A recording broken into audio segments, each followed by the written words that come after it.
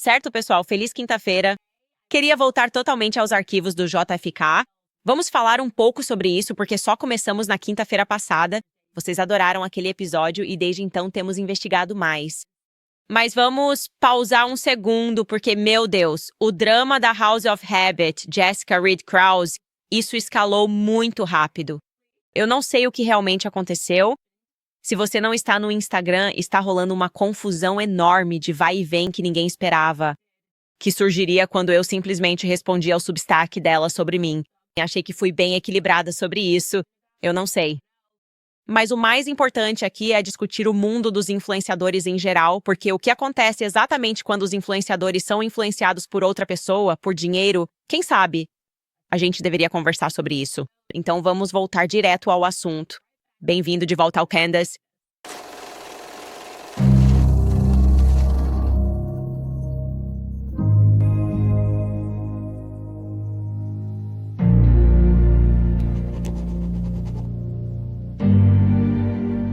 Então estamos entrando em um mundo novo, fresco de mídia independente, enquanto a mídia corporativa e tradicional morre. E, no geral, acho que estamos chegando lá, e isso é ótimo. Tem sido ótimo ver tantas pessoas independentes surgirem, criarem suas próprias plataformas, fazerem suas próprias pesquisas e meio que quebrarem todo o esquema da grande mídia. E o que é realmente interessante é que eu não sei se nós realmente paramos para considerar que, mesmo com pessoas parecendo ser independentes, pode haver essa possibilidade de infiltração pelas mesmas pessoas das quais estávamos tentando nos afastar. E algo que aconteceu recentemente realmente expôs essa possibilidade. Então, não sei se vocês viram isso acontecendo no X, mas basicamente houve uma coisa estranha sobre a Big Soda, tipo um debate que estava rolando online. Eu nem entrei nessa discussão porque achei simplesmente ridículo. Mas as pessoas estavam dizendo, e isso fazia parte da campanha Marra, que quem recebe vale alimentação não deveria poder sair para comprar Coca-Cola, Pepsi e junk food. Basicamente, se nós estamos pagando por você, ou seja, nós os contribuintes, estamos pagando pelos seus programas de assistência social, por que você está comprando coisas de que não precisa desesperadamente? Você não precisa de refrigerante. Obviamente, você pode beber água. E as pessoas estavam dizendo, isso é ridículo. Eles deveriam poder usar o Vale Alimentação para comprar o que quiserem. E descobriu-se que a Big Soda financiou influenciadores em que o público confiava para inserir suas perspectivas indiretamente. Então, a Big Soda pagou para pessoas que supostamente são vozes independentes influenciarem as pessoas dizendo, não, isso é excesso do governo e as pessoas que recebem assistência social deveriam poder beber sua Coca-Cola e sua Pepsi. E eu vou mostrar para vocês esse fio que foi exposto por Nick Sorter. E eu sabia que isso estava acontecendo. Era uma daquelas situações em que eu não sabia de fato. Mas eu sabia porque você simplesmente vê as coisas e todas parecem ter exatamente a mesma mensagem ao mesmo tempo. E às vezes é um ataque a uma pessoa. Às vezes é um ataque a uma política ou perspectiva, mas as palavras estão coincidindo demais entre vários influenciadores. Então, Nick Sorter escreveu isso, Exposed Influenceable. Aliás, isso é um negócio, chama-se Influenceable, e é a empresa que está pagando grandes quantias para influenciadores. Em nome da Big Soda, nas últimas 48 horas, vários grandes influenciadores supostamente alinhados ao MAGA postaram pontos de vista quase idênticos que lhes foram passados tentando convencer você de que o MAGA, você sabe, Make American Health Again, RFK Jr., estava errado por não querer que compras de refrigerante fossem permitidas com Vale Alimentação, o programa SNAP. Alguns até invocaram o presidente Trump de maneira sorrateira. Isso vai ser relevante quando falarmos de Jessica Reed House como uma tática de manipulação emocional, referindo-se ao botão de Diet Coke dele. Nenhum deles revelou que estava sendo pago por essas postagens, o que levou os leitores a acreditar que uma proibição geral de refrigerantes estava sendo planejada. Então essas pessoas estavam deixando o público em pânico. Por que essas pessoas não podem beber refrigerante? E eles não expuseram isso. E essas são contas que têm enormes seguidores. Eric Daugherty, Clown World, não Jerome Powell, e Ian Mouse-Chong, que todo mundo já sabe que ele é meio que um prostituto digital pago da Malásia. Ele faz isso já é meio conhecido há um tempo. Algumas dessas pessoas são muito confiáveis, então fiquei muito surpreso ao ver isso. E basicamente ele continua nesse fio e escreve que esses influenciadores receberam alguns modelos usados pela Influenceable, sendo que um desses modelos instruía especificamente a mencionar o hábito de Trump de tomar Diet Coke. Isso foi feito para provocar uma resposta emocional dos apoiadores fiéis de Trump, fazendo-o sentir que banir refrigerante do Snap seria algo anti-Trump. Essa é uma tática extremamente suja feita para manipular seguidores leais. E ele mostrou de fato o que foi enviado para esses influenciadores. Ele continuou e disse que os influenciadores receberam mensagens de texto do Influenceable. Então eles se inscreveram no Influenceable para ganhar dinheiro, dizendo a eles para, entre aspas, ajudar a combater os excessos do governo, e disseram que estão recebendo entre algumas centenas e até $1.000 por cada postagem que tenta colocar o pessoal do MAGA contra RFK Jr. e Marra. Então você entendeu a ideia aqui. Obviamente essa é uma operação enorme que ele expôs aqui. E quero deixar claro, nem estou jogando lama nas pessoas que participaram disso, porque alguns deles vieram imediatamente a público e disseram: eu realmente fiz isso. Eu me senti um lixo e quero ser honesto imediatamente. Podemos mostrar alguns dos tweets. Eric Dougherty logo disse: isso foi uma burrice minha. Fiquei totalmente envergonhado.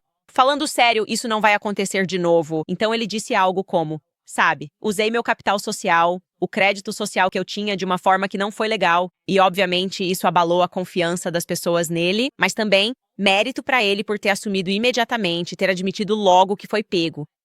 Independente do que você ache sobre isso. E outro usuário, Clown World, escreveu: eu fiz uma postagem e a deletei na primeira hora. Eu me retirei completamente da campanha e removi minha postagem. Não recebi um centavo sequer da Big Soda ou de qualquer outra pessoa por isso. Só para esclarecer, isso nunca foi uma campanha da Big Soda. Foi estritamente uma campanha contra o excesso de intervenção do governo. Ok, mas quem estava pagando os $1.000? Quem sabe? Você entendeu o ponto aqui? Então isso levou a uma discussão maior sobre esses influenciadores que conquistaram a confiança no mercado público, na esfera pública, por serem supostamente independentes, que estão se envolvendo nesse tipo de campanha às escondidas. E eu já sabia disso. E acho que a única coisa que acrescentei a esse diálogo é que isso não é algo feito apenas contra, sabe, a favor ou em nome da Big Soda. Isso também é feito para atingir influenciadores. Então, se eles quiserem pegar pesado porque não gostam do Thomas Massie, porque ele não apoia a APAC, eles vão mandar dinheiro para as pessoas e, de repente, essas pessoas começam a criticar o Thomas Massie. Isso está acontecendo! E é por isso que eu sempre digo para vocês, é preciso ser incrivelmente criterioso. Se você suspeita que algo não está certo, siga a sua intuição sobre as coisas. Isso me leva a Jessica Reed Krause, do House and Habit. E eu, na verdade, achei que ontem estava, de forma bastante gentil, questionando um Substack que ela enviou, uma newsletter que ela mandou. E quando ela chamou a mim e a Megyn Kelly, e chamou Tucker Carlson, e chamou Ian Carlson, e nada tinha substância. E o que ela estava fazendo era uma tática e tanto. Certo. Ela estava acusando o Tucker Carlson de estar na cama com o Irã. Thomas, não é uma acusação casual para lançar contra alguém dizendo que essa pessoa parece estar trabalhando com o Irã. O governo iraniano é para fazer o público pensar algo como: eu acredito na House and Habit, eu a sigo há anos. Deve haver alguma coisa aí se ela está dizendo isso. Tipo, talvez eu deva reconsiderar o que Tucker Carlson, que tem sido uma das vozes independentes mais fortes e um dos primeiros e mais prolíficos defensores do movimento MAGA, está dizendo. E esse ataque está vindo de alguém que, admitidamente, o que não tem problema nenhum, era uma feminista de esquerda que meio que acabou entrando no movimento MAGA. Então, eu só achei isso estranho. Isso também aconteceu exatamente nas mesmas 2 semanas em que Ian Carlson, Tucker Carlson e eu fomos extensamente atacados por pessoas que são sionistas. Eles ficaram irritados porque Ian Carlson está tendo espaço no programa do Joe Rogan. Ela também atacou o Joe Rogan no artigo. E eu mostrei para vocês no programa, ela está usando exatamente os mesmos argumentos, dizendo que a Candace está tentando mudar a marca dela, exatamente os mesmos argumentos que estão na MSNBC, exatamente os mesmos argumentos que estão na New York Magazine. Então, para mim, isso simplesmente não pareceu autêntico. E não foi como se eu dissesse que essa House of Habit precisa ruir. Mas eu pensei, eu ficaria de olho nisso porque algo me parece estranho nisso, no timing disso. E também eu sabia nos bastidores que meu agente de relações públicas foi trabalhar com ela, foi jantar ou almoçar com ela e com a Olivia Nuzzi. E ele disse que ela estava contando para ele que um dos repórteres dela estava trabalhando em uma matéria negativa sobre mim. Então ela não publicou a matéria negativa, mas meio que publicou uma dela mesma. Algo me fazia sentir que ela, na verdade, estava tentando dividir as pessoas e fingindo que isso era só algo que ela tinha notado por acaso. Ok. Achei que isso ia ficar bem. Você escreve uma newsletter sobre mim, eu poderia responder. As coisas ficaram completamente insanas depois disso.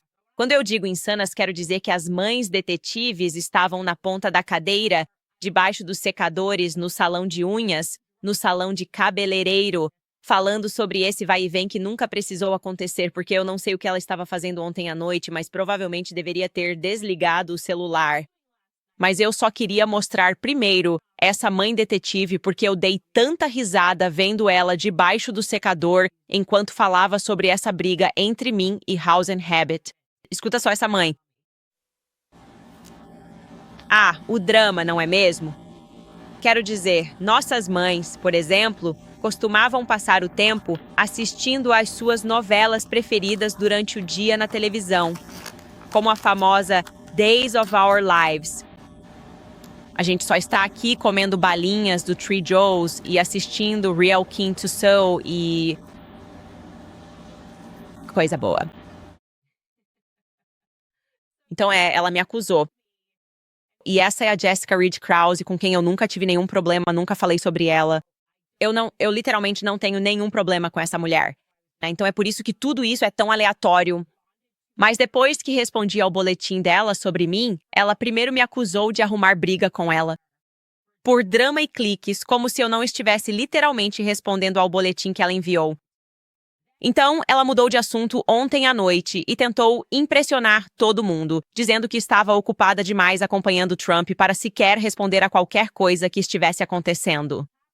E isso foi realmente estranho. Não sei se tínhamos aquela captura de tela, mas ela basicamente disse: não tenho tempo para isso, estou acompanhando o presidente Trump. E eu pensei, ok, está tudo bem.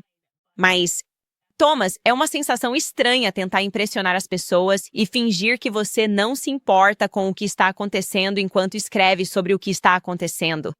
Então ela se tornou cada vez mais beligerante e hilária conforme a noite avançava. E ela simplesmente afirmou aleatoriamente que Trump me bloqueou, o que foi uma notícia totalmente inovadora para mim. Não sei se vocês têm essas histórias no Instagram, mas ela escreveu isso para mim nas minhas mensagens diretas. Você é mais idiota do que eu pensava. É constrangedor. Não é à toa que o Trump te bloqueou. Tipo, eu verifiquei todas as minhas contas, o Trump não me bloqueou. Eu não sei do que ela está falando. Como eu disse, isso seria uma notícia bombástica. Ela deveria passar isso para os jornais. Se ela realmente me bloqueou, alguém deveria investigar isso. Tudo bem. Aí, tipo, às 11h30 da noite, ela compartilha com o público dela que uma fonte da Casa Branca acabou de informá-la que eu fui banido da Casa Branca por causa da minha postura antissemita. Então você fica tipo, ok. Primeiro, você escreve uma coisa dizendo que meu conteúdo é chato, que estou te copiando e que minha série sobre o Harvey Weinstein não é interessante. E você tem repetidamente dito isso para as pessoas que eu não sou interessante e que elas não deveriam assistir ao meu conteúdo. E então, de repente, você muda completamente e simplesmente me chama de antissemita. Então todo mundo fica tipo, o que diabos está acontecendo aqui? Além disso, são 11h30 da noite. Não deveria haver nenhuma fonte da Casa Branca te enviando nada agora. Eu não quero isso sendo pago com meus impostos. Se estamos pagando por isso, eu não quero que isso aconteça. Ok, vocês não precisam ficar fofocando às 11h30 da noite. Eu não estou pagando para a Casa Branca me chamar de antissemita, porque isso é loucura. Thomas, isso não pega bem pro Trump. E eu, aliás, estava rindo de tudo isso no fundo, porque era tudo tão mesquinho. Também era uma estupidez. De verdade, eu realmente me importo em fazer coisas como os arquivos do JFK e mergulhar nas questões do Harvey.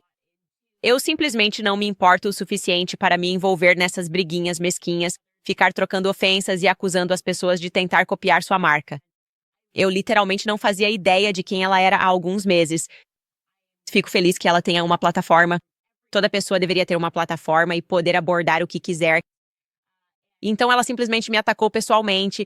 e mentiu publicamente. Isso foi tudo ontem à noite. Eu literalmente estava olhando para isso e pensando, o que está acontecendo? E ela mentiu dizendo que eu tive um casamento com tema MAGA. Então isso foi além dela dizer que o Trump a bloqueou e que isso é triste. E ela disse, eu suponho que isso deve ser muito frustrante para alguém que se casou usando um boné MAGA. Agora, ela intencionalmente borraram essa foto porque é uma mentira. Eu não me casei usando um boné MAGA, mas essa é uma foto da festa pós-casamento na qual distribuímos lembrancinhas para comemorar nossa noite de casamento, porque realmente nos casamos na Trump Winery, que era um lugar absolutamente lindo. E mandamos fazer uma bandeira especial, uma Union Jack e uma combinação da Union Jack com a bandeira americana. E na lateral de um boné estava escrito Make Weddings Great Again, não Make America Great Again, para que as pessoas sempre se lembrassem do nosso casamento e da festa pós-casamento. E isso é algo de que guardo uma lembrança muito querida. De novo, não sei por que ela de repente está atacando a mim e ao meu marido. Depois ela entrou nas minhas DMs e disse que ia me expor por ter uma riqueza secreta e escondida. E isso foi excepcional. Foi mais ou menos nessa hora que fiquei muito animada. E vou te contar por que fiquei tão animada, porque eu adoro uma conspiração. Eu adoro uma história, especialmente se ela terminar com o fato de que eu sou uma princesa linda. A gente tem isso na caixa? Ela escreveu, sua hipocrisia revoltante, escondendo uma riqueza extrema e fingindo ser vítima de censura. Tem muita coisa acontecendo aí. Coloca de novo na tela. Eu não estou escondendo uma riqueza extrema da qual eu saiba. Mas se houver uma chance de que exista tipo um diário da princesa, um arco desses pra mim, eu tô dentro. Se existe a possibilidade de eu ser a princesa de Genóvia, como eu estava compartilhando nos meus stories, e ela sabe de alguma avó que eu tenho e eu estou prestes a assumir um reino, por favor, saiba que eu não estou tentando esconder isso. Eu vou ostentar isso.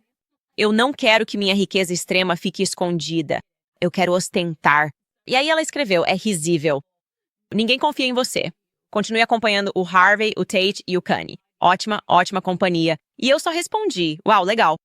Que riqueza extrema eu estou escondendo? Você definitivamente precisa fazer uma newsletter sobre isso porque, eu estou interessada. E também fingindo ser vítima de censura. Eu literalmente fui censurada no YouTube. Eu fui desmonetizada no YouTube por 4 meses no ano passado. Todo mundo viu isso. Então, eu só não entendi por que ela estava sendo tão ácida, por que ela estava olhando minhas fotos de casamento, por que ela estava criando toda essa história sobre uma riqueza secreta. Mas eu fico triste por isso. Eu estou aqui pra isso. E eu realmente estava rindo. Eu não estava levando essa troca a sério. Eu só presumi que talvez ela tivesse bebido um pouco demais em algum lugar. E, ela só não estava enxergando direito ontem à noite e tudo poderia ter sido perdoado de manhã. Mas aí ela me acusou de mudar o foco da minha marca, na DM. Ela disse algo como, você está mudando o foco da sua marca. Todo mundo pode ver isso. Então ela acha que eu falar sobre a Blake Lively é como se eu estivesse invadindo o território dela, o que é muito estranho porque, eu te garanto, eu venho cobrindo cultura durante toda a minha carreira. E também nós já somos velhas demais para isso. Acho que ela está na metade dos 40 anos. Eu tenho 35 anos. Somos velhas demais para ficar discutindo como adolescentes do tipo, você me copiou, você falou da Blake. Eu falei da Blake. Por que você está falando da Blake? Eu costumava falar da Blake. Eu sou amiga do Trump. Tudo isso não era sério nem me machucava. Não sou insegura o suficiente para me importar com nada disso que ela dizia. Ela acorda de manhã e eu achei que ela faria algo engraçado, como lançar uma música do Morgan Wallen. Ou que diria que bebeu demais e se arrependeu, já que todos estão lendo as DMs e achando que ela é mesquinha e desagradável por atacar a outra pelo casamento. Você atacou ela em um boletim informativo. De onde está vindo isso, Jéssica?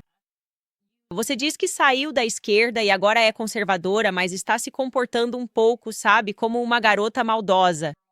Vibes de Blake Lively, como se o Ryan Reynolds tivesse pegado seu telefone, tentando agir como gente importante sobre o presidente Trump e fazendo os outros se sentirem excluídos enquanto eu estou feliz colocando meus filhos para dormir. Já passei por isso, já fiz isso, tenho várias camisetas MAGA. E ela não fez isso. Ela acordou e mesmo sóbria continuou mentindo. E foi aí que eu pensei, ok, isso está indo para outro nível agora. Agora, não é como se ela estivesse em um jantar e tivesse bebido um pouco demais. É como se ela estivesse escolhendo mentir e difamar intencionalmente. e tentando plantar na opinião pública essa ideia de que eu sou a garota má de toda essa história que ataca mulheres aleatoriamente. E ela começou com uma das mentiras mais absurdas de todas.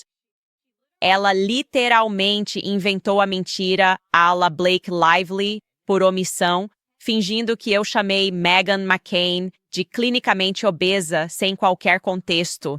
Essa foi a história que ela contou. Ela está me dizendo que as mulheres precisam ser melhores. Enquanto isso, ela vai o mais baixo possível quando se trata de qualquer pessoa com quem ela discorda. Ela compartilha uma publicação onde Meghan McCain chama Candace Owens de obesa. É o tipo de artigo que ensinamos a reconhecer, feito para fazer um conservador parecer um monstro. Porque por que eu acordaria e diria Meghan McCain é obesa? Meu Deus, coitada da Meghan, isso seria terrível. Mas a Jessica sabe que é o oposto, que na verdade, há 3 anos, o marido da Meghan e a própria Meghan vêm me atacando. E tudo isso vem do fato de que a Meghan estava atacando os antivacinas e pessoas que estavam desconfortáveis em tomar a vacina contra a Covid. E ela basicamente os chamava de estúpidos, iludidos, dizendo que estavam tomando vermífugo de cavalo. Ela estava atacando o Joe Rogan. E eu basicamente disse pra ela que esse tipo de ataque estava fora de controle.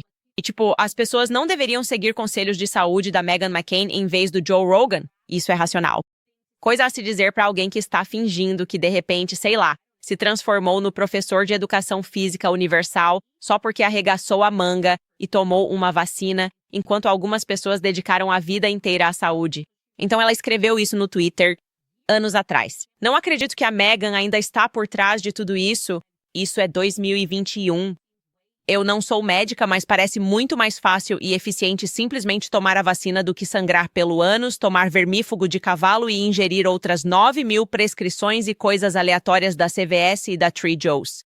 Então, eu já era marra antes de ser moda. Definitivamente, pessoas que se preocupam com a saúde não simplesmente arregaçam as mangas e colocam toxinas no braço achando que isso vai salvá-las ou deixá-las mais saudáveis.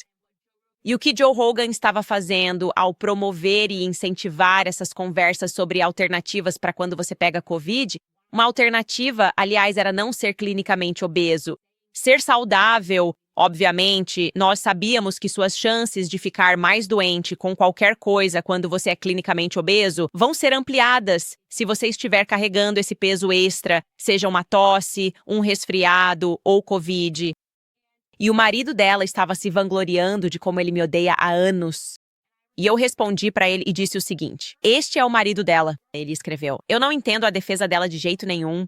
Parece que está se agarrando a qualquer coisa. Não é novidade que eu desprezo a Candace. Eu venho criticando ela há mais de 3 anos. Ele vem me atacando há mais de 3 anos. Eu respondi e disse: despreza? LOL, você é um homem casado de 42 anos. Por que você sente tanta paixão por mim? O sentimento não é recíproco. Você é patético demais para ser desprezado. Você se chateou porque eu disse a verdade à sua esposa enquanto ela atacava publicamente antivacinas como Joe Rogan. Nenhuma pessoa sensata deveria seguir o conselho de uma mulher clinicamente obesa em vez do Joe Rogan sobre saúde. Saúde não é uma pessoa clinicamente obesa concordando em tomar uma vacina apressada só para poder dar lição de moral nos outros no Twitter. Joe Rogan dedica sua vida à saúde. Sua esposa não. Então, quando você tem todo o contexto desse vai e vem, percebe que, na verdade, a Candace estava defendendo os antivacinas numa época em que estávamos sendo massacrados pela grande mídia, massacrados pelos neocons, massacrados por pessoas que basicamente tentavam nos forçar a tomar uma vacina com a qual não estávamos confortáveis. E aí você vê a forma como a House and Habit apresenta isso, como se eu tivesse atacado uma mulher aleatoriamente e a chamado de gorda. Isso é desonesto. Ok, então ela está sendo desonesta? E não é a única vez que ela faz isso. E quanto mais você investiga, eu tinha nesse ponto pessoas que trabalhavam para ela e que saíram recentemente entrando em contato e dizendo, sim, ela realmente faz esse tipo de coisa. Ela finge que ela é totalmente neutra e independente. Mas nos bastidores, ela é amiga da Meghan McCain e hoje finalmente admitiu isso. E a Meghan McCain estava muito interessada em ver esse artigo difamatório escrito sobre você. Então ela começou a trabalhar nisso. Ela colocou um dos seus redatores para trabalhar nisso e depois ela mesma começou a trabalhar também. E eu acho isso um pouco sorrateiro. E eu não entendo o que eu fiz para merecer isso além de cobrir o Blake e o Justin Baldoni. Eu não cobri as pessoas que estavam cobrindo eles, eu cobri os fatos do caso, eu investiguei o caso. E outra coisa que ela não tem contado para as pessoas é que está influenciando outros a não olharem a nossa série sobre o Harvey, que é explosiva, porque ela tem uma relação pessoal com uma das supostas vítimas, que acabou de ter a decisão revertida pelos tribunais de apelação. Ela precisa se envolver. Então ela tem fingido ser apenas uma espectadora casual. Ah, não há nada que possa me interessar nesse caso. Quando, na verdade, ela é a pessoa mais interessada nesse caso. Porque ela cobriu isso quando era uma pessoa de esquerda, liberal, muito ligada ao feminismo, e defendeu as vítimas. Ela não só defendeu as vítimas, supostas vítimas, como também morou com uma delas, Jessica Mann. Perguntaram por que pausei a série após o episódio Jessica Mann e o caso do relacionamento de 3 anos. Foi porque a House and Habit nos procurou, pois achava que éramos amigas. E ela disse, Jessica Mann gostaria de se conectar com você. Sabe, ela quer conversar com você. Ela também disse em off para a minha assessora de imprensa que ela também não acredita que tenha sido estuprada. Então, achei que isso era uma revelação explosiva. Pensei que talvez ela quisesse participar do programa. Queria dar a ela a oportunidade de expor o lado dela, porque estou me baseando em transcrições do tribunal, estou lendo coisas e lendo os e-mails dela, mas se ela tivesse algo a acrescentar, eu queria ser uma jornalista justa. Não estou aqui para fazer o Harvey Weinstein parecer inocente. Revisei os documentos e acredito que Harvey Weinstein foi condenado injustamente, apesar de ele ser um homem imoral. Acredito que ele teve casos consensuais. E então ela me fez suspender essa série porque eu não sabia que ela tinha um relacionamento pessoal com Jessica Mann. Achei que Jessica Mann só tinha entrado em contato com ela por acaso, porque sabia que ela era uma repórter que havia coberto o caso, o que eu não sabia. E eu achei que ela estava me trazendo novas informações. Só para eu descobrir que, na verdade, ela tem um relacionamento muito pessoal com essa pessoa, o que ela nunca me contou. E ela também nunca explicou isso completamente para as pessoas que a acompanham. Então ela tem interesse pessoal nessa história. Ok, e tudo bem, aliás. Não me importo se você tem um relacionamento pessoal com Jessica Mann. Não me importo se você acredita que Harvey Weinstein deveria estar preso. E isso significa que temos uma diferença de interpretações sobre esse caso. E isso deveria, na verdade, promover uma conversa ainda mais interessante. Deveríamos poder usar os arquivos do tribunal e tentar persuadir o público de um lado ou de outro com a verdade sobre as transcrições e não tentar dizer para eles, estou tão entediada como ela estava fazendo, eu não olharia. Eu nem sequer olharia para esse caso do Harvey. Você está sendo influenciado por alguém que tem interesse próprio nessa história? Então é isso que a House and Habit está mostrando ser. Acho que a pior coisa que ela fez, e Skylar, não sei se pegamos isso, foi atacar preventivamente sua melhor amiga de 14 anos, que eu mencionei que não trabalha mais para ela. Eu disse que ela não trabalha mais para ela e a garota a bloqueou. E foi só isso que eu disse. E então, a House of Habit acho que presumiu que sua ex-melhor amiga de 14 anos, que a amizade que ela acabou de terminar deve ter me dado informações sobre ela. Não, eu não pedi informações sobre a House and Habit, informações pessoais sobre ela. Não me interesso por isso porque, na verdade, eu não sou uma garota maldosa. E ela lançou um ataque preventivo contra ela, escrevendo uma das coisas mais cruéis que já vi no Instagram, basicamente insinuando ao público que aquela garota deveria ser internada sob um laudo psiquiátrico 5150, que ela é louca e que até os filhos dela sabem disso. E ela diz, e eu só estou te contando isso por compaixão, sabe, pelos filhos dela. Thomas, não é isso que você está fazendo. Você não está fazendo isso por compaixão pelos filhos dela. Você está fazendo isso porque está tentando desacreditar qualquer coisa que aquela garota possa ter dito sobre você. O que, na verdade, ela nem disse. E ficou ainda mais desagradável nos bastidores, não é? Ela estava falando sobre essa garota, Denise, com quem ela é amiga e posta no Instagram há anos. E então ela enviou para o meu RP, meu assessor de imprensa, algo tão incrivelmente, absurdamente pessoal sobre Denise, a família dela e os filhos dela, que eu fiquei genuinamente horrorizada. E eu literalmente disse para o meu assessor de imprensa, encerre isso imediatamente. Eu não quero ter nada a ver com isso. O fato de ela enviar isso para quem ela acredita ser um assessor de imprensa adversário, de forma casual, sobre a família de alguém, por impulso, só porque acha que sua melhor amiga a traiu, sendo que não traiu, faz dela alguém em quem ninguém deveria confiar nada pessoal. De verdade, pra mim, foi nesse momento que mudou de tipo, haha, estou zoando ela porque ela está meio descontrolada, pra tipo, há algo muito errado com essa pessoa. E eu realmente recomendaria fortemente que ninguém compartilhasse partes ou detalhes pessoais de suas vidas com ela, porque isso simplesmente não era algo que precisava entrar em disputa, virar público, ou que poderia ter se tornado público se eu não tivesse princípios melhores. Tudo por causa de um boletim informativo. Tipo, isso simplesmente não era necessário. Tava tudo leve. E então, de repente, você realmente começa a atacar alguém que não fez nada contra você na surdina. Como a amiga dela não disse nada, disse que estava de luto pela amizade e que parou de trabalhar para ela. E foi isso que compartilhei com o público. Eu não disse mais nada, nem indiquei nada pessoal sobre você, nem perguntei nada pessoal sobre você, porque isso não é necessário quando se está lidando com a verdade. Então, eu só queria dizer que, sabe, há muita hipocrisia acontecendo. Ela tenta mudar de postura e fingir que é minha salvadora, como se ela impedisse a matéria negativa sobre mim e Andrew Tate, mas ela mesma compartilha sobre nós. Então, nada disso faz sentido, mas eu realmente acho que sempre serve como um lembrete para reavaliar o que você está fazendo, com quem você está andando, e lembrar que mesmo pessoas que dizem ser independentes nem sempre são independentes. Você não sabe quem está influenciando essas pessoas, seja Meghan McCain, seja dinheiro vindo de anunciantes e... Eu sempre fui extremamente honesta sobre quem me paga.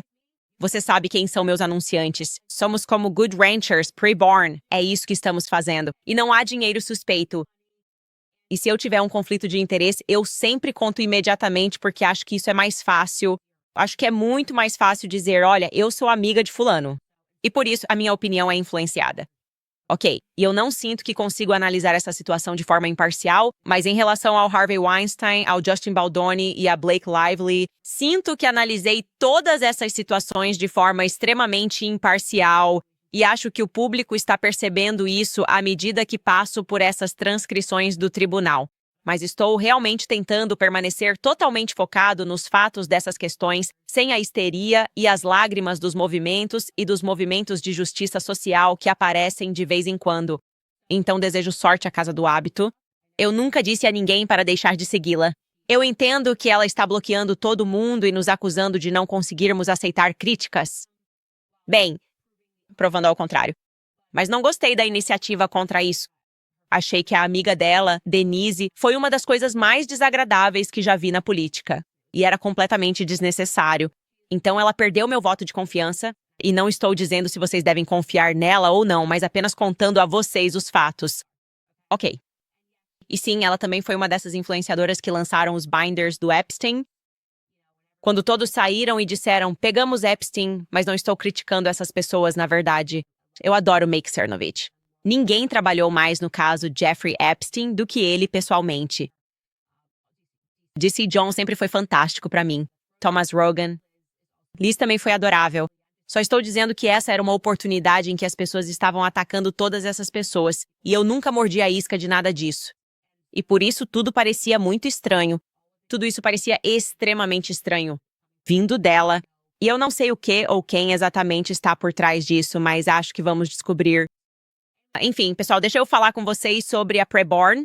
Falando em pessoas que patrocinam este programa, já falei muitas vezes sobre Andrew Powell, Steph Curry, Justin Bieber, Tim Tebow. O que todos eles têm em comum é que suas mães foram incentivadas a interromper a gravidez. Essas pessoas não existiriam se tivessem ouvido as pessoas ao redor delas. Mulheres, quando enfrentam uma gravidez não planejada, muitas vezes são pressionadas a interromper a vida da criança.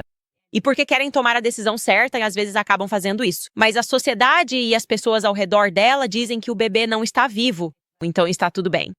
É aí que entra o Ministério da Preborn.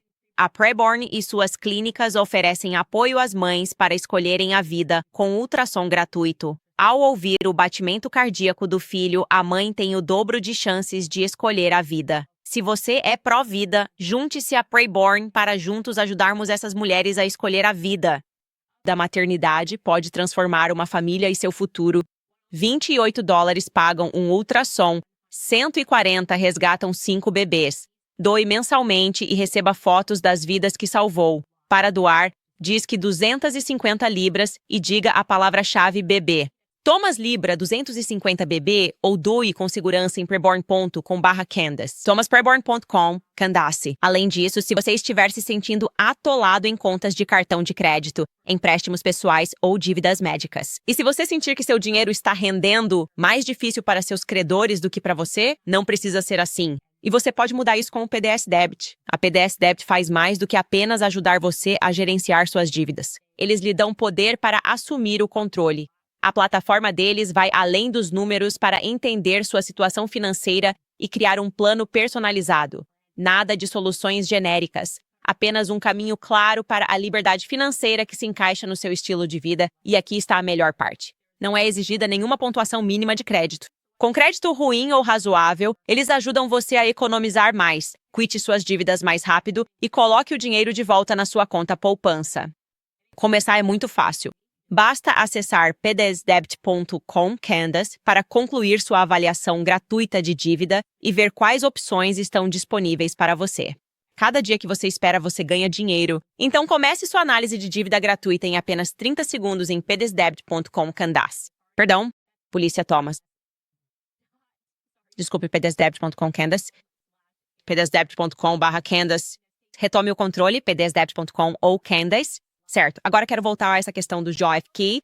Quero fazer um episódio inteiro sobre isso. Como eu disse, nos distraímos porque eu não conseguia desviar o olhar da casa e dos hábitos. Esse nem foi o meu drama. Tô te dizendo, esse drama nem é mais meu. Eu vou descobrir se sou ou não a princesa de Genovia e ela vai escrever uma legenda e vocês vão compartilhar e eu vou embora e nunca mais vou falar com nenhum de vocês.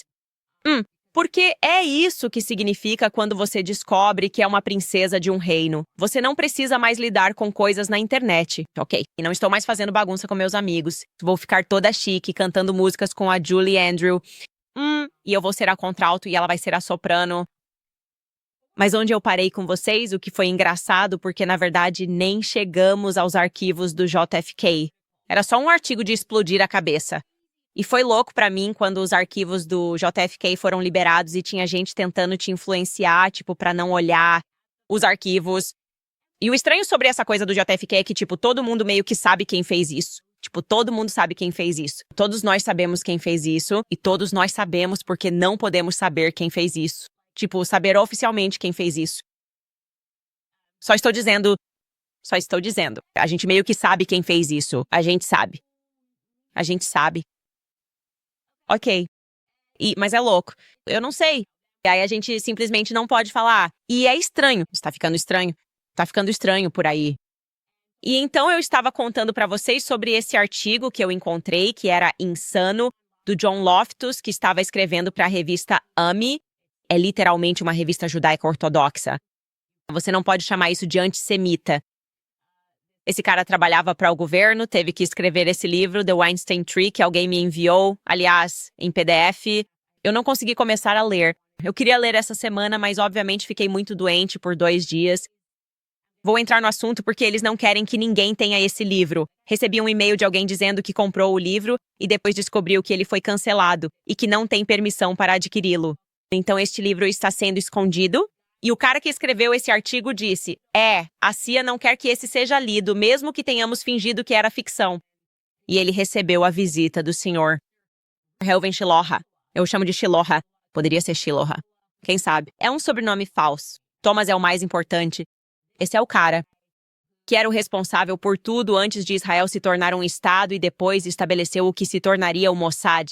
Mas, tipo, você sabe, o Mossad antes do Mossad era o pré-Mossad, certo? Então você é uma gangue e depois se torna popular e se torna o Mossad. E a história que é contada em The Weinstein Tree, que ele resume neste artigo, é insana. Alguém nos comentários está perguntando, que livro é esse? Chama-se The Weinstein Tree. As pessoas estão dizendo quem elas sabem que fez isso. Todos nós sabemos quem fez isso. Todos nós sabemos quem fez isso, mas não podemos dizer. Eu não sei porquê, é loucura. De qualquer forma, isso confirmou nossas suspeitas, porque esse cara, como eu disse, trabalhava para o governo. Ele sabia que essa história era real porque Reuven Shilua foi vê-lo, o fundador do Mossad. Eu não sei se isso foi, eu só quero, por causa do meu legado, quero que as pessoas saibam o que aconteceu. Reuven Shilua, na verdade, morreu de forma meio misteriosa, bem jovem. E é por isso que, mais tarde, o filho dele, Dovey, faz uma visita a John Loftus. Então ele viu Reuven e depois viu o filho dele, e ambos estavam envolvidos com o Estado de Israel. E ele nos conta essa história inacreditável que vou recapitular novamente, que envolve os irmãos Dulles, certo? E os irmãos Dulles sendo Allen Dulles, que viria a se tornar diretor da CIA, que foi uma pedra no sapato de JFK. JFK o forçou a encerrar as atividades depois da desastrosa invasão da Baía dos Porcos, quando estávamos apenas fazendo o que a CIA faz, derrubando governos porque, afinal, por que não? Eu não sei. A gente só diz que está lutando pela democracia. Mas, na realidade, parece que se estamos constantemente derrubando democracias em todo lugar, daqui até a Ucrânia, talvez não estejamos realmente lutando para espalhar a democracia. Eu não sei. Só estou fazendo perguntas. Enfim, então esse cara conta uma história sobre como Reuven veio visitá-lo e ele descobriu que os irmãos Allen Dulles eram os melhores no ramo. Eles tinham todas essas empresas de fachada falsas e estavam sentados com Prescott Bush, que seria George W., o pai do Bush, não o Júnior, mas George W.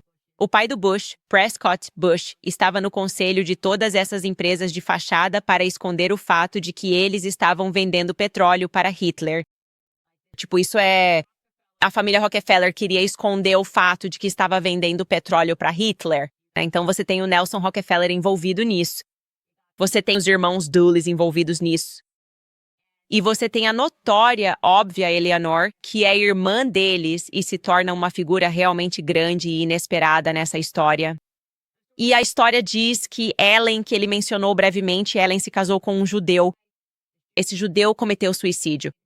Ela culpou os irmãos por terem intimidado ele porque disseram que ficaram muito irritados por ela ter se casado com um judeu, já que eles estavam fazendo esses negócios obscuros com Hitler.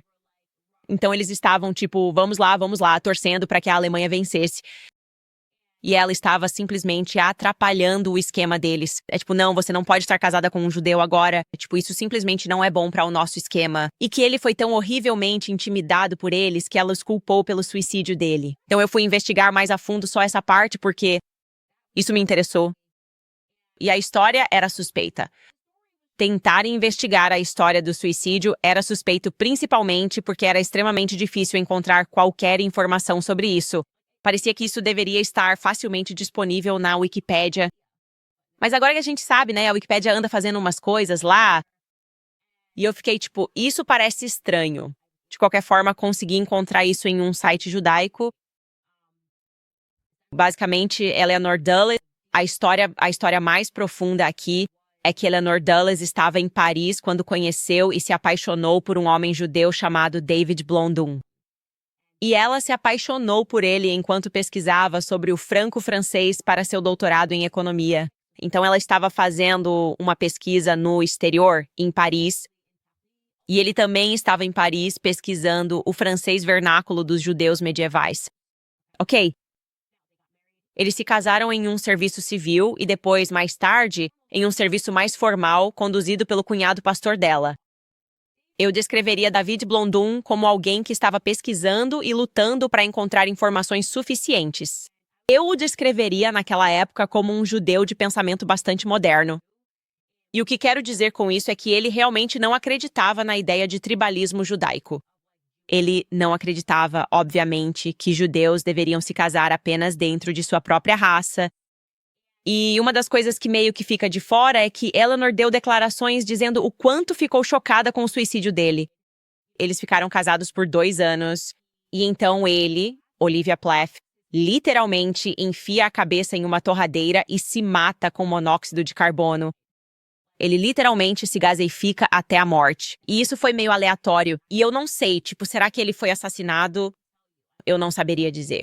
Acho tudo isso muito interessante, porque quando aprofundei na história, descobri que ele também estava sendo intimidado por judeus. Ele estava sendo intimidado por judeus porque seu casamento era visto como problemático no local onde trabalhava e o forçaram a sair. Ele era o secretário da Associação Americana de Pesquisa Judaica e eles não concordavam com suas teorias e com as coisas em que ele acreditava, especialmente quando se tratava dessa ideia de tipo, judeus e cristãos deveriam se casar. Então, na raiz desse casamento, havia um atrito entre judeus e cristãos, o que achei bastante interessante, especialmente pelo que descobri sobre a pessoa que o sucedeu depois que ele foi forçado a sair, que era um homem que também era judeu e tinha a mesma perspectiva. E ele era ainda mais radical em sua perspectiva, no sentido de que, basicamente, ele dizia: é preciso encontrar o nome desse cara. Ele basicamente dizia que tudo o que estamos aprendendo sobre os judeus medievais é uma mentira e precisamos ser mais honestos sobre a história judaica e reconhecer que, na Idade Média, os judeus não foram maltratados durante toda a história. E este é, obviamente, um professor respeitado. Ele, como eu disse, liderava essa academia e isso foi considerado algo enorme. Ele havia escrito um artigo e basicamente disse que estamos escondendo partes da história que, na verdade, mostram que os judeus viveram muito bem ao longo da história em todos os períodos, inclusive na Idade Média. O foco dele era o período medieval. E então ele meio que continuou com esses pontos de vista. Ele não se casou com uma mulher cristã, mas manteve esses pontos de vista e basicamente assumiu uma posição firme, dizendo que judeus e cristãos deveriam se casar. Isso aconteceu ao longo de toda a história e basicamente afirmou que essa perspectiva histórica que continuamos vendendo sobre nosso sofrimento não é totalmente verdadeira. E precisamos ser radicais e mostrar às pessoas a verdadeira história, que mostra que, na verdade, em todo o mundo, inclusive durante o período medieval, os judeus viveram bem e, pelo menos, em circunstâncias muito melhores do que outros grupos. Então, é importante reconhecer que isso só aconteceu porque ele não era bem visto nem pelos judeus nem pelos cristãos. Isso foi algo interessante que Eleanor Dulles mencionou. E eu vou citar o artigo. Eu deveria tê-lo deixado aberto, mas vou citar o artigo. Eu vou colocar nos comentários onde esse escritor judeu estava analisando como havia muita coisa acontecendo nos bastidores desse relacionamento. E Eleanor ficou bastante chocada por algum motivo. Depois que seu marido comete esse suicídio, David Blondon, ela se convence de que foram seus irmãos que fizeram isso e que, embora soubesse que ele tinha problemas com ambos os lados, ela estava convencida de que seus irmãos definitivamente foram a razão que o forçou a dar esse passo final do suicídio. E, claro, ela se torna aquela que, então, fotocopia de acordo com John Loftus e confirmado pelo primeiro fundador do Mossad, por assim dizer. Ela se torna aquela que fotocopia todas essas evidências para entregar ao Mossad. E é assim que os Rockefellers são chantageados. Então, Nelson Rockefeller é muito interessante porque ele é esse cara que está no ramo do petróleo e trabalhando nos negócios. De repente, ele entra para o governo e acaba se tornando vice-presidente dos Estados Unidos. E então você também tem os Dulles. De repente, eles entram para o governo e ele está na CIA. E quando você começa a reexaminar sob a ótica de por que o assassinato de JFK é tão importante, é porque é o dia, na minha visão, em que nosso país se tornou outra coisa, se tornou-se um país sob chantagem. Thomas, o que eu acredito de coração ser verdade? Isso parece ser o senso comum, o óbvio aqui. A Operação Mockingbird, a CIA, então, imediatamente implementa a Operação Mockingbird. Você tem, por exemplo, Alan Dulles supervisionando tudo o que está acontecendo em termos de investigação do Congresso, que agora sabemos que o relatório Warren foi uma completa piada e uma farsa, conduzida por um homem que agora sabemos que estava sendo chantageado. E você tem apenas a CIA investindo uma enorme quantidade de dinheiro em jornalistas por meio da Operação Mockingbird para todos dizerem as mesmas coisas sobre a morte de JFK. Na minha opinião, é a coisa mais crucial para os americanos analisarem esses documentos e entenderem o que realmente aconteceu com JFK e fazerem todas as perguntas, simplesmente fazerem todas as perguntas que tiverem para chegarem às suas próprias conclusões. Ouvir os fatos que as pessoas estão te contando, explorar tudo, seguir todas as pistas possíveis. Porque se nossos instintos estiverem corretos, e eu acredito que estão, então esse é o evento mais importante que nos levou até onde estamos hoje. Falamos no último episódio que, além de ele estar lutando contra eles em relação às armas nucleares, ele também estava em conflito com Ben-Gurion porque não queria que eles tivessem aquele reator nuclear. E então descobrimos que Lyndon B. Johnson estava silenciosamente ajudando eles a se armarem. Então ele estava sendo minado pelo próprio vice-presidente. É simplesmente impressionante. Com ligações comunistas, a família dele veio para cá depois, como eu expliquei para você, dos 1848istas. Estudar os 1848istas e os comunistas que vieram todos para a América e se estabeleceram no Sul é uma parte crucial da educação americana que você não está aprendendo. E falando sobre o sistema educacional americano, o que Rockefeller possuía? Então, muitas vezes falamos agora sobre como a nossa medicina se radicalizou. O FDA está se comportando como uma máfia ao lado de pessoas que são compradas, pagas e chantageadas no Congresso. O Rockefeller foi a medicina primitiva. Rockefeller foi pioneiro na educação pública e nos livros didáticos. Mas quando a educação americana começou a decair? Bem, agora podemos traçar isso em um mapa, certo? Então, sabemos que a família Rockefeller criou o Conselho Geral de Educação, que foi incorporado por um ato do Congresso em 1903. Não creio que alguém diria que o sistema educacional americano começou a decair em 1903. Não creio que alguém faria esse argumento. Mas John D. Rockefeller Sr., lá está John D. Rockefeller Sr., depois temos John D. Rockefeller Jr., e então você tem Nelson Rockefeller. Então, na terceira geração, a família Rockefeller é chantageada. E eu diria que foi por volta da terceira geração que nossa educação começou a mudar de querer realmente educar as pessoas para querer fazer lavagem cerebral nelas. E as pessoas sempre disseram que a família Rockefeller, mas quem estava por trás da família Rockefeller? E é por isso que este artigo é tão crucial. João D. Rockefeller Sr., em 1903, destinou $1 milhão para o estabelecimento de um conselho de educação geral.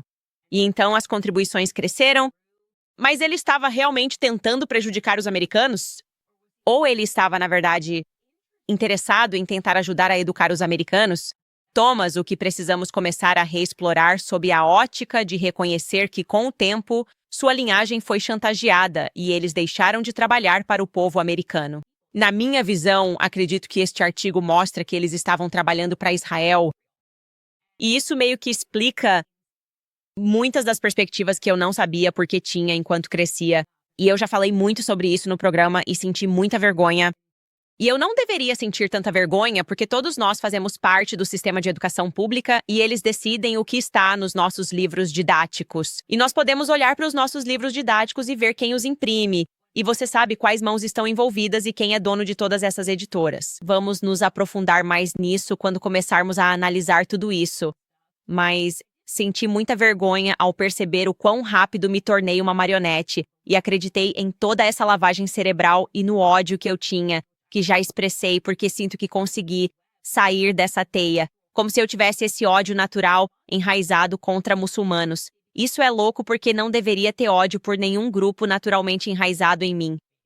Por exemplo, eu nunca senti isso em relação ao povo judeu enquanto crescia. Nunca me senti assim em relação a outras pessoas quando criança, mas me senti assim em relação aos muçulmanos. E isso mostra que as pessoas entenderam desde cedo o quão importante era o sistema educacional, e isso se tornou como um condicionamento soviético. Quando você pensa no condicionamento soviético, isso o leva de volta a outras peças que nunca aprendemos na escola, a Revolução Bolchevique. O que aconteceu com todos os bolcheviques? Ok, essas pessoas cometeram crimes mais hediondos e mataram mais pessoas do que Adolf Hitler. A pessoa mais importante, ninguém sabe o nome dele, Henryk Yagoda, o massacre em massa de cristãos na Ucrânia. E ninguém sabe sobre isso. O portador médio de um certificado de educação pública americana não saberia nada sobre isso. E isso é extremamente problemático. Todo mundo usa uma referência a Adolf Hitler, ninguém usa uma referência a Henryk Yagoda. E isso é problemático. E a resposta é que é simplesmente um fato que Israel protegeu pessoas que cometeram esses crimes, esses bolcheviques, que acabaram se tornando pessoas protegidas pelo Estado de Israel. E é por isso que é tão importante para nós falarmos sobre isso, porque sinto que não falar sobre o assunto permitiu que muito ódio fosse direcionado a judeus americanos que nunca sequer pisaram em Israel, que não tem nada a ver com isso, que foram submetidos ao mesmo sistema educacional ao qual nós fomos submetidos, certo? Que tem gatilhos que são completamente compreensíveis no contexto das coisas que aprendemos na escola, que tem medos que são totalmente compreensíveis no contexto das coisas que aprendemos na escola. E até que a gente consiga, de certa forma, diluir e separar esse Estado estrangeiro, ok, que acumulou muito poder político nos Estados Unidos, e separar isso completamente dos judeus americanos, eu não sei se algum dia haverá uma discussão honesta ou uma resolução acontecendo. E isso não vai acontecer através de censura, coerção, ameaças e tweets maldosos da House of Habit chamando as pessoas de antissemitas e banindo-as por promover esse tipo de conversa, investigar as coisas e demonstrar interesse. Isso só vai acontecer com transparência e verdade. E eu realmente sempre acreditei que a luz do sol é o melhor desinfetante. Mas eu só queria falar sobre isso brevemente. E para te contar que alguém me enviou e disse que o verdadeiro sobrenome de Shiloha é Zelensky. E eu fui investigar isso. E eu sempre achei estranho o presidente Zelensky. É muito difícil encontrar coisas, fotos da mãe e do pai dele. É como cair no buraco do Emmanuel Macron. É simplesmente tão difícil, pessoal, para nós conseguirmos uma mãe e um pai para todos esses presidentes ao redor do mundo. E sim, é um fato que o verdadeiro sobrenome de Ruben Shiloha há alguns deles, mas Zelensky, ok? E então Zaslansky é outra grafia disso.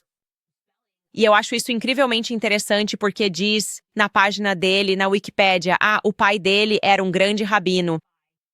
No início do território da Palestina, que escreveu livros, eu não consigo encontrar um único nome de qualquer livro que esse rabino tenha escrito. Com que nome ele usava? Eu não consigo encontrar. Como você pode ser esse grande rabino influente e eu não consigo encontrar nada sobre você? Então estou perguntando ao público, o que vocês conseguem encontrar sobre o pai de Reuven Shiloha? E o que vocês conseguem encontrar sobre o pai do presidente Zelensky? Precisamos começar a mapear isso? Afinal, quem é Zelensky? E também, curiosamente, Reuven Shiloha era um garoto do teatro, de artes dramáticas. Achei isso fascinante. Ok.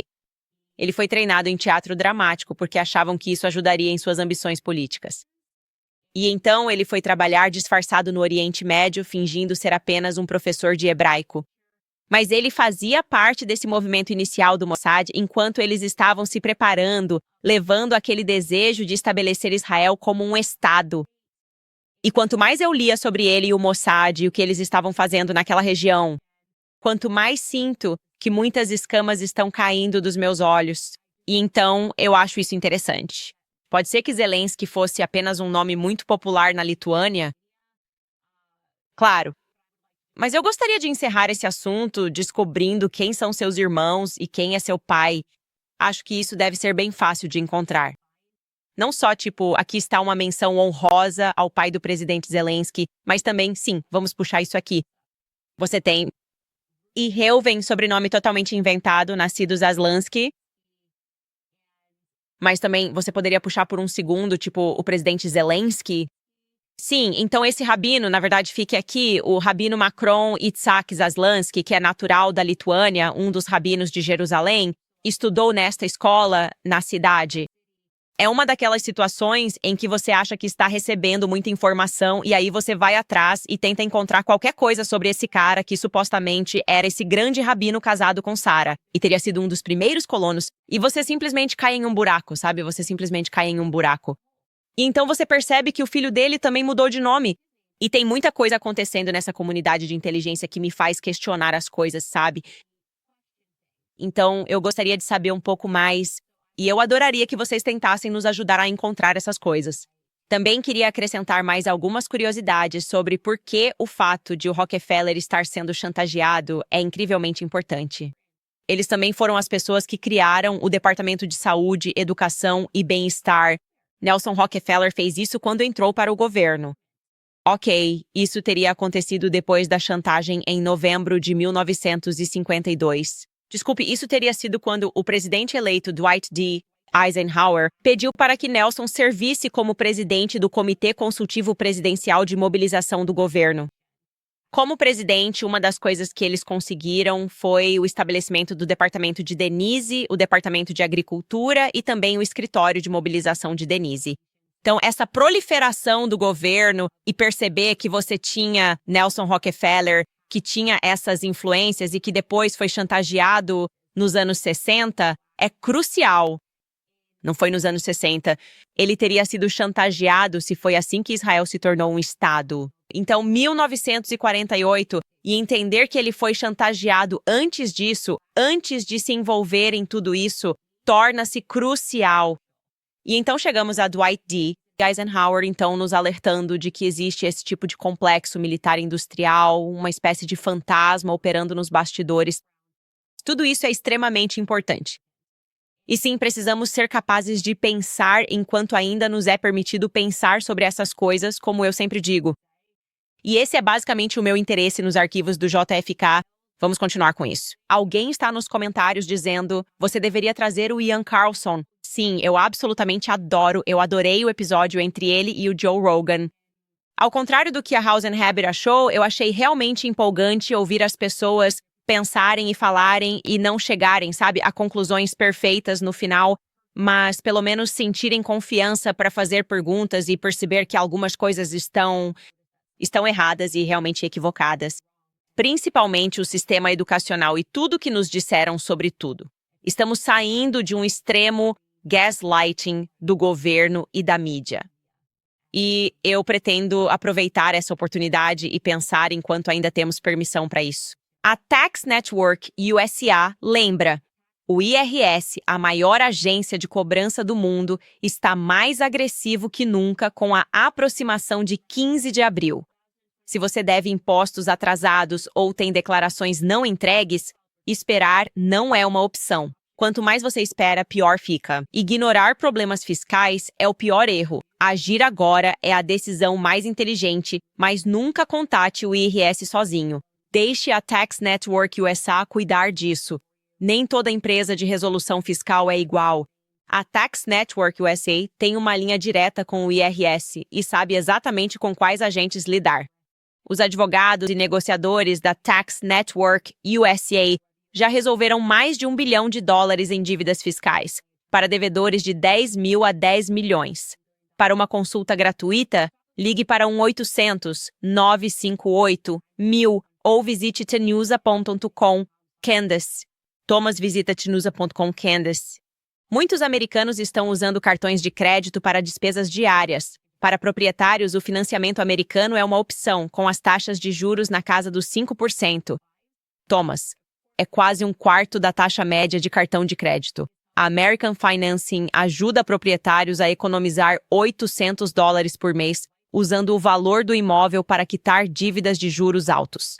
E o melhor, não há taxas iniciais. Se você carrega um saldo todo mês, provavelmente está preso num ciclo sem fim. Ligue para American Financing e economize. Se começar agora, você pode até atrasar 2 pagamentos da hipoteca. Ligue 800-795-1210. Thomas 800-795-1210. Ou visite o American/Owens. Thomas Americano Owens. Tudo bem, já estamos em 1 hora. Quero responder rapidamente a alguns dos seus comentários antes de prosseguirmos. Vamos ver o que alguns de vocês estão dizendo sobre comentários talvez um pouco relacionados, eu acho, sobre tópicos que são meio que relacionados, certo? Falando da mídia em quem confiamos, Leila escreve: meu traço tóxico é que espero que as pessoas mintam contra Candace para ela poder destruí-las com capturas de tela, recibos e a verdade. Tolos! Isto é jornalismo de verdade. Thomas, o que realmente me mata são todas essas pessoas com quem sou muito legal.